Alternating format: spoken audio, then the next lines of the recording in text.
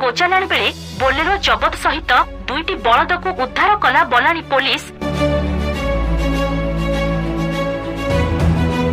चोरा गो चालान बोलेरो जबत सह दुई बलद को उद्धार करिछि बलानी पुलिस। तेबे सूचना अनुसार केन्दुझर जिला चंपुआ उपखंड बलानी थाना आरिया ब्रांच दे बड़बिल को सहयोग करिथिबा रास्तारू विगत राति बलानी पुलिस पेट्रोलिंग करुथिबा समय रे एक चोरा गो चालान बोलेरो गाड़ी नजर को आसीथिला। पुलिस उक्त गाड़ी को पीछा करिथिबा बेले बोलेरो ड्राइवर जनक पुलिस गाड़ी को देखि बोलेरो गाड़ी को छिड़ा करी चंपट मारिबारे सफल होइथिला। तेबे पुलिस उक्त बोलेरो गाड़ी को जब्त करबा सह दुई बलद को उद्धार करिछि। उक्त बलद मध्यरु गोटिए बलदर मृत्यु होइथिबा जणा पड़िछि। तेबे उक्त बोलेरो गाड़ी टीर नंबर OR 02AR 4442 होइथिबा बेले उक्त गाड़ी टी फाइनांस डिपार्टमेंट रो बैनर लगाई चोरी करुथिबार जणा पड़िछि।